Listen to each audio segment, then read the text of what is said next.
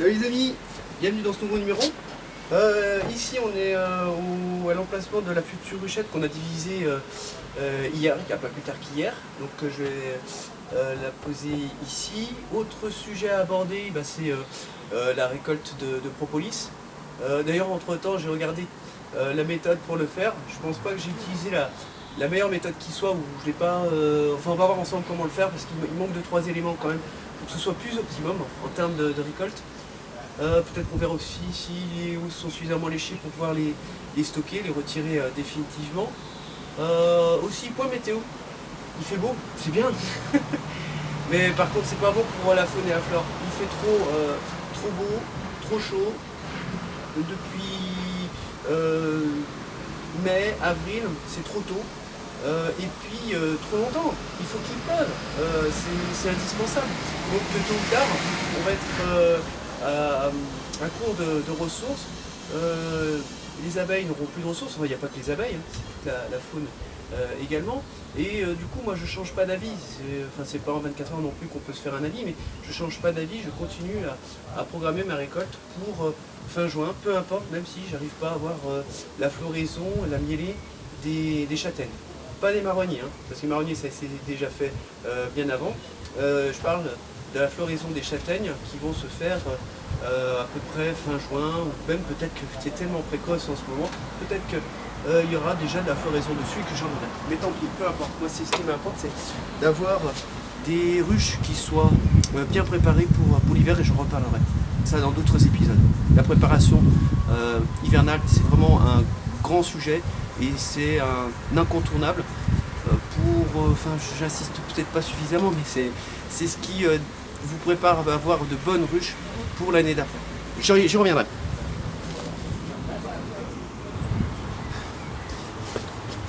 On voit pas mieux comme ça. Il suffisait d'y penser. Hein. De jour au jour, on s'améliore. Oui, alors comme ce que je disais juste avant, hein, pour pas me répéter, je me répète quand même, j'y reviendrai, c'est sur la préparation d'hiver, c'est le point le plus important.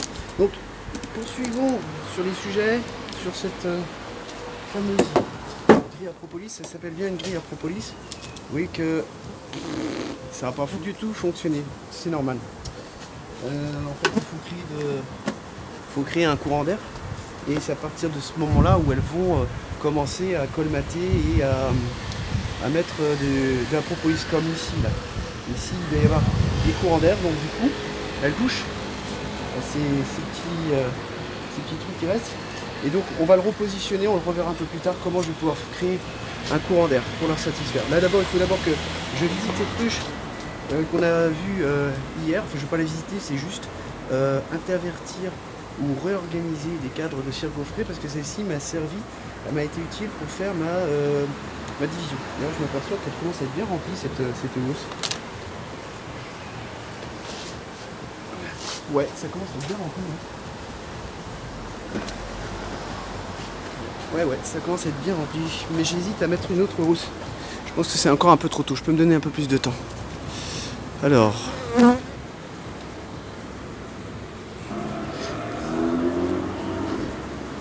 Du coup, j'en profite pour vous montrer l'évolution des cires gaufrées qu'on a posées hier. Pour pouvoir justement les intervertir si elles ont suffisamment avancé.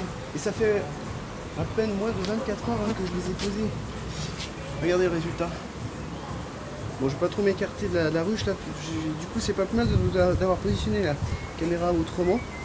Pour vous dire, vous voyez, faut faire attention de bien travailler au-dessus de la ruche. Si jamais j'ai la reine qui est cachée là-dedans et qu'elle tombe par terre, c'est plutôt embêtant. Donc regardez, c'est juste pour vous montrer ça. Vous voyez que ça a bien travaillé. Donc je vais pouvoir la positionner au centre, tout simplement, de cette manière. Tac, tac. La ruche que je suis en train de vous présenter, là que je suis en train de visiter, il s'agit d'une ruche pour laquelle, je me répète, j'ai effectué une division en retirant deux cadres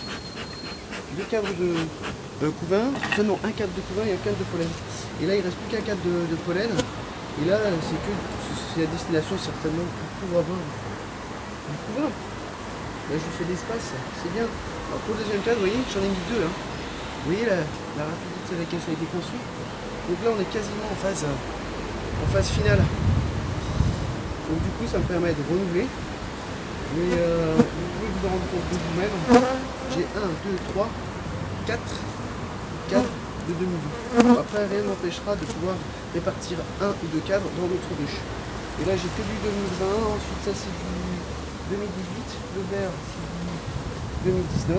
Voilà, donc ça reste d'un point de vue hygiène plutôt très propre. Donc il ne me reste plus qu'à remettre les hausses les unes sur les autres. Et ensuite on va revenir sur la partie propolis. Alors pour en venir sur la partie propolis, j'ai resitué juste 2-3 choses. Là vous voyez ça c'est de la propolis. Je peux très bien la récupérer. Par ailleurs aussi ce que j'ai pu constater c'est que certains récupèrent aussi la propolis qui se trouve sur les cadres en le grattant, etc. Et c'est un autre moyen de le récupérer, sachant qu'ensuite après ils font une séparation entre la cire et la propolis parce qu'il y a un peu de tout quand ils les grattent. Et ils les baignent ensuite dans des grands bidons d'eau où ils mélangent tout. Et à ce moment-là, la propolis redescend, la cire remonte. Et du coup, c'est un bon moyen pour pouvoir récupérer. Je trouve que c'est une très bonne méthode pour pouvoir récupérer la cire et la refondre. Et en dessous, on récupère cette propolis. Là, il ne s'agit pas de ça. Il s'agit de la propolis qu'on va récupérer nous-mêmes avec cette grille-là. Donc, je répète, ici, de ce côté-là, il y a un sens. Là, c'est un peu plus ouvert. Et ici, c'est un peu plus fermé. Et la chose que j'ai oublié de faire, il n'y a pas plus tard qu'hier, c'est de reposer ce lève-cadre, sauf que en plus de reposer ce lève-cadre, il faut ouvrir ici, ça va faire un courant d'air. Pour l'optimiser, ce courant d'air, bon je ne sais pas si ce sera suffisamment élevé, mais je pense que oui. Je vais rajouter ces deux câbles. Alors je peux peut-être les rajouter comme ça, de cette manière-là. Et à ce moment-là, quand je vais poser ma toiture, mon toit, il va y avoir... Alors ça je vais peut-être le mettre quand même. Ça permet quand même de protéger, j'en ai déjà parlé, c'est isolant, aussi bien pour l'hiver que pour l'été, parce que du coup ça permet aussi de réguler la température et quand par temps chaud, du coup d'abaisser un petit peu. Les fameuses notes, d'ailleurs il faut que je mette des notes dessus. Et juste pour vous montrer, je vais poser le toit, comme ça je perds pas de temps. Et vous voyez qu'en posant le toit, ici, là, alors je vais le remontrer d'une autre manière, sous un autre angle. Ici et tout autour du toit, ça va me faire un courant d'air. Et comme je le précisais auparavant, dès qu'il y a je dirais un petit courant d'air, un petit trou, à ce moment-là, les abeilles seront amenées à propoliser. Et d'ici 24 heures, on sera normalement capable de pouvoir retirer la grille à propolis pour pouvoir ensuite la récupérer. Bon, ça fera partie d'un autre épisode, à plus tard. Enfin, à plus tard. Là, je vais passer à un autre sujet. Donc la propolis pour aujourd'hui, c'est bon, je pense qu'on a tout dit. Et on va poursuivre sur la division. Donc, nous y voilà. On est face à quand même une super structure. Bon, je vous rassure, il n'y a pas toutes les hausses qui sont en production, qui sont récoltées. Juste pour rappel, on a le premier corps, le deuxième corps qui est la ruchette. Ici, les deux ruches, les deux hausses pour la production. Et ça, c'est du léchage. Ici, l'espace pour simuler, je dirais, l'extérieur de la ruche. Alors, pour ce qui est de la suite des événements, on va pouvoir effectuer cette division.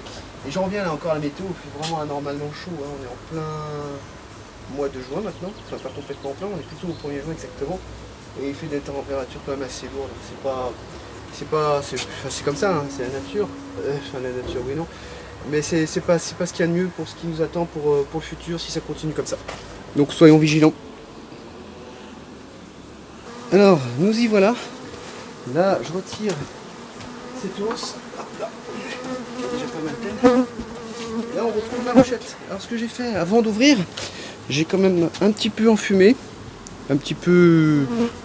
Pas trop beaucoup quand même, mais un petit peu pas mal. Pour faire remonter pas mal d'ouvrières, et notamment ces nourrices, c'est elles qui m'intéressent. Donc du coup, ce corps-là, vous voyez, j'ai plus qu'à le déplacer d'ici vers là. Je peux le déplacer, enfin, vers là, ici, là. J'ai plus qu'à le déplacer là. J'aurais très bien pu le déplacer en fait à un autre endroit. Hein. C'est juste parce que c'est un emplacement que j'ai souhaité ici, mais je peux très bien le mettre à 10 mètres plus loin, peu importe. Là où je veux en venir, c'est que en fait, je vais avoir un certain nombre d'ouvrières qui vont sortir de cette ruche-là pour aller butiner et qui vont revenir automatiquement ici. Donc ils ne vont pas rester ici.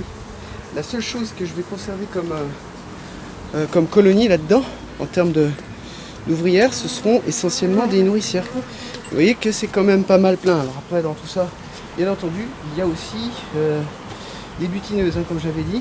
Donc celles-ci vont partir. Donc voilà, ma division est terminée. J'ai plus qu'à trouver un couvre-cadre.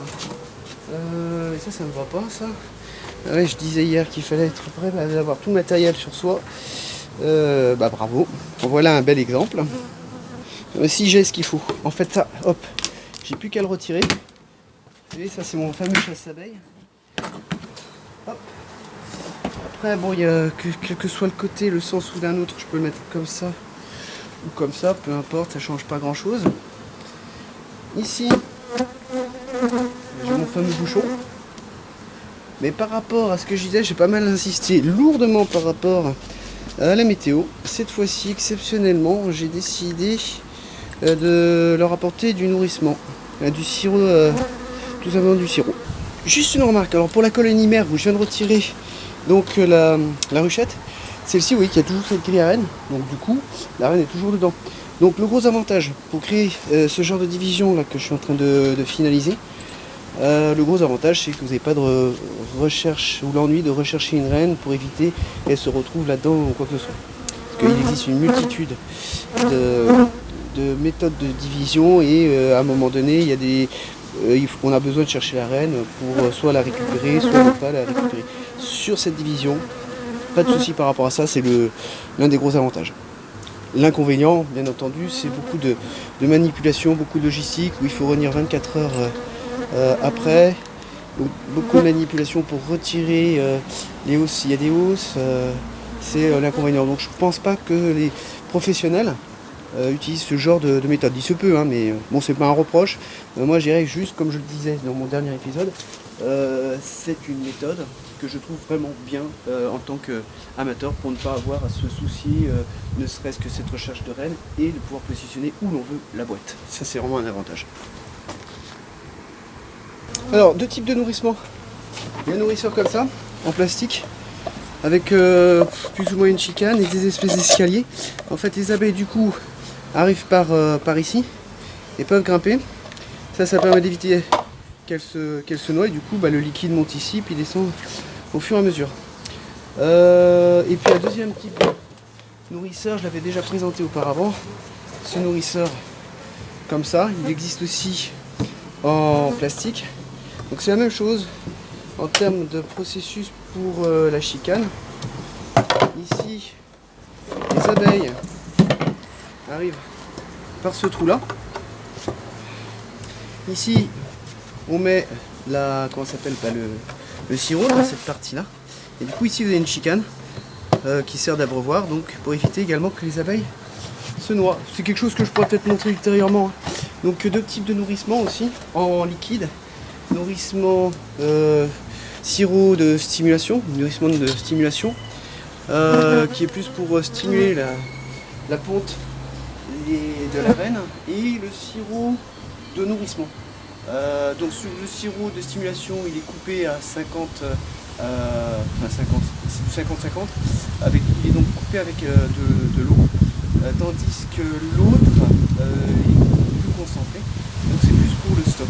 C'est aussi des éléments sur lesquels je reviendrai ultérieurement. Alors pourquoi aussi sirop de stimulation? Pourquoi? Parce qu'il est coupé avec de l'eau, donc du coup ça a une interprétation vis-à-vis de la colonie et même de la reine, que c'est une période de nectar, comme si c'était une nectar puisque c'est un peu plus liquide. Ouais, mais c'est des choses que je présenterai ultérieurement parce qu'il y aura peut-être besoin un jour ou l'autre de stimuler. Donc là c'est du sirop de nourrissement, donc relativement épais. Et pourquoi je le fais? Je ne l'avais pas fait auparavant pour les autres. J'essaie de faire en sorte que la nature s'en sorte le plus facilement, enfin par ses propres moyens, parce qu'on n'aura rien inventé. C'est vrai que ce genre de division, c'est une division d'ailleurs totalement artificielle parce que c'est fait par la main de l'homme. Et il y a également la division naturelle. La division naturelle, c'est les essaimages qu'on rencontre, où je dirais la division se fait de manière naturelle par par eux-mêmes. L'addition artificielle, donc c'est nous qui l'effectuons nous-mêmes. Et pourquoi je parle de nourrissement pour celle-ci, c'est par rapport au soleil actuellement, à la température. Bon, c'est pas encore une canicule, mais je pense qu'il va y avoir des stocks un peu plus appauvris, donc je préfère un petit peu l'accompagner et l'aider pour qu'elle soit un peu plus active pour pouvoir créer ses cellules royales.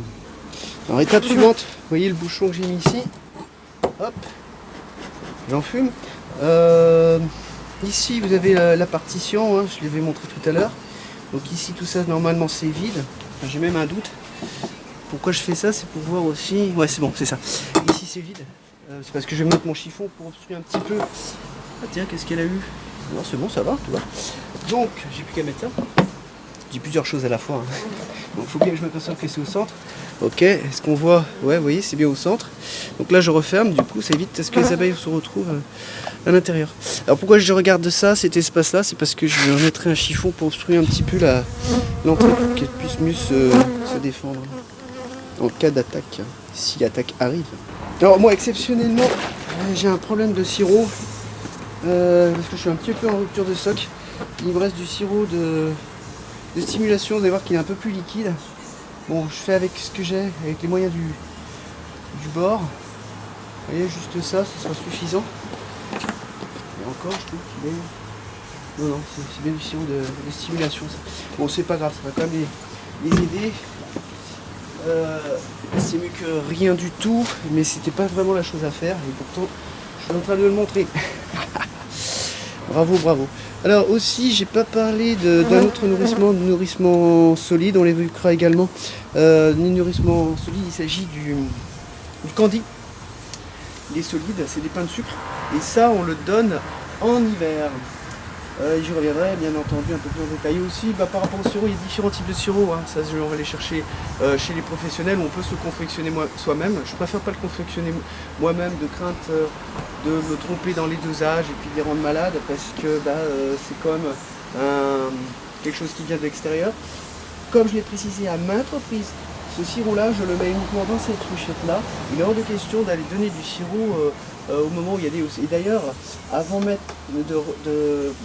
mettre des hausses, il faut que je compte au minimum un bon mois qu'il n'y ait pas eu de nourrissement. C'est-à-dire que si dans un mois je décide de mettre une hausse, il faut que je retire le sirop. Il est hors de question de retrouver du sirop dans nos hausses.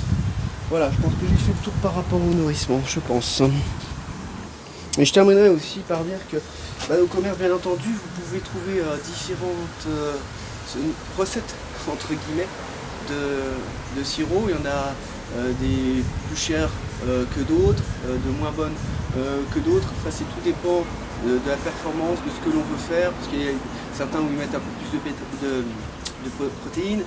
Il y en a d'autres, je crois, qui utilisent du sirop de betterave. Il y a différentes sources de sirop. Voilà, c'était juste par rapport à cet aspect des choses que je souhaitais vous faire part comme remarque. Ce numéro va prendre fin, je vais juste rajouter un chiffon et expliquer encore à nouveau quelques éléments. Alors, je mets ce chiffon, j'avais déjà expliqué auparavant, c'est juste pour les aider à se protéger. Il s'agit d'une ruchette, elles ne sont pas aussi populeuses que les autres. En plus de surcroît, je mets du nourrissement, ça peut créer des jalousies. Et ce chiffon, je le mets petit à petit d'un seul tenant, suivant la force, l'accompagnement. Voilà par rapport à ce chiffon. Je tiens juste aussi à réexpliquer le fait qu'on retrouve des nourrices ici. Vous voyez qu'il n'y a pas beaucoup d'activité pour le moment, c'est normal. Il doit y avoir quand même beaucoup de nourrices. Bon, les butineuses vont s'en apercevoir en partant à l'extérieur, en revenant ici, elles ne se seront même pas aperçues qu'elles ont bougé d'un endroit. Vous voyez, il y a juste ça qui les sépare. Attendez, hein, je vais quand même vous remontrer à nouveau en direct que les abeilles ne se sont pas barrées. Hein. Regardez. Hop. Je regarde un petit peu la caméra. Ouais, vous voyez, on voit bien qu'il y a du monde.